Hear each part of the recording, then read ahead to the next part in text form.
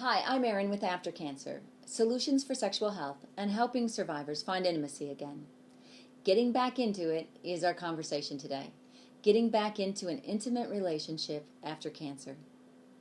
Before cancer treatment ended, you may have thought that your normal activities would resume after the treatment was over, that life would go back to normal eventually. But for many of us, cancer treatment ended, and that didn't happen. For the breast cancer patient and her partner, the partner felt like he was moving too fast. He was afraid he would hurt her by touching her. He needed to give her space and time, so he avoided contact with her. He didn't want to appear too insensitive. But for the breast cancer patient, she was scarred. She felt unattractive, definitely not sexy, and avoided all contact with him because she couldn't stand to see the rejection in his eyes when he made love with her. For the prostate cancer patient and his partner, she tried everything. She talked to doctors. She talked about it all the time. But for him, his masculinity had been stripped, and he equated erections with performance. He dropped out of all couples activities and didn't speak at all about it. These scenarios are actually quite normal for couples going through cancer treatment together and trying to get back from patient to person and caregiver to lover again. There are only a few things that you need to do to get it back again, though. To get back into it. Life's too short not to. There are 4 areas that you need to concentrate on or address to get back into it. Number 1, communication. The second area would be dealing with that low energy levels. The third would be learning to love yourself. And the fourth is dealing with the physical limitations. Today, we're going to talk about communication. It's the first and most important area to be addressed. It is what everything else is built on. For couples that had great communication skills about sex before cancer, they won't have as much trouble navigating through this discussion. But for most of us, our conversations about sex really stopped. Our sexual contact was rote. We had a routine. We didn't necessarily talk about it so much. We didn't talk about what we wanted or needed, either physically or emotionally. For us, these conversations are more difficult to navigate. I'm going to give you a couple of tips here about what to do, how to start this conversation. First of all, cancer changed us. We need to think about, how do we feel and think about this topic now? How has that changed since before cancer? Make a list. Write down your thoughts and feelings about how you feel about sex, how you feel about your partner. How have your feelings changed?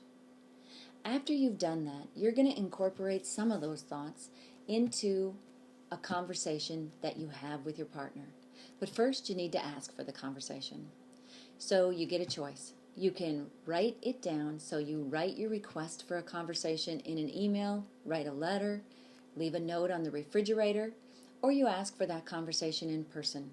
There's just a couple of things to note when you ask for the conversation. So if you write it, the obviously great thing about writing is that it's uninterrupted. You can spend time with your words and your thoughts, figure out how to craft the sentence that you want to write when you're asking for a conversation to talk about it. If you ask for a conversation directly, if you ask that directly, you need to be ready to have that conversation on the spot. If your partner says, sure, what did you want to talk about? You need to be able to talk about it then.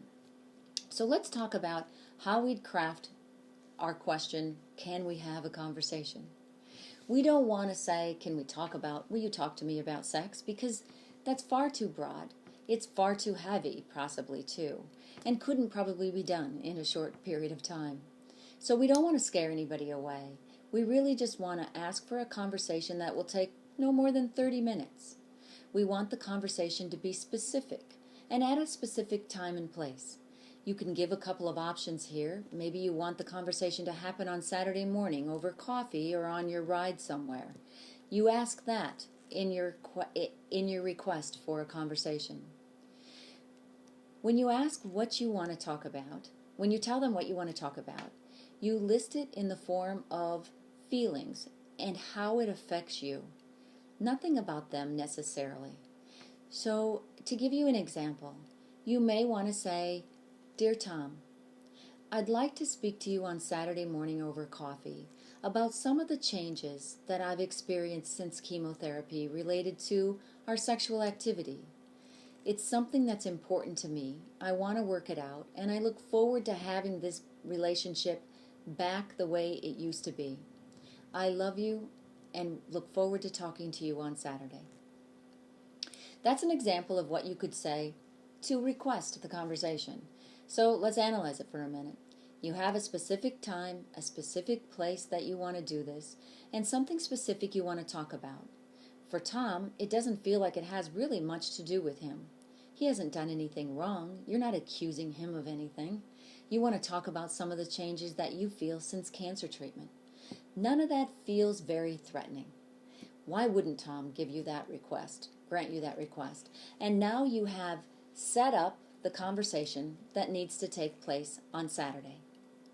You can do that again in writing or in person. So on Saturday, when you have the conversation, just remember a couple of things.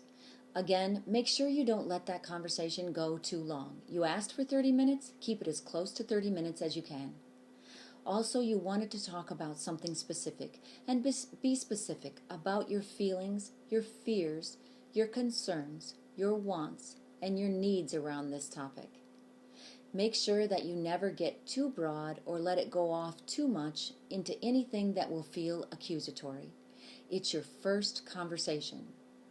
At the end of that conversation, I want you to set another date for another conversation. That's important. You don't want to have only one. This needs to be an ongoing dialogue of how you're going to get it back. Get back the intimacy that you once felt. I'd like to hear from you on what conversations you've had since cancer treatment. Have you been able to just jump right into intimacy again with no dialogue about it? What's changed for you? And how has that conversation gone? I'd like you to comment below or leave me an email or email me. You can find us at aftercancer.co, where you can sign up to join the community of survivors also struggling with these same issues. I look forward to hearing from you, and remember, your questions are always welcome.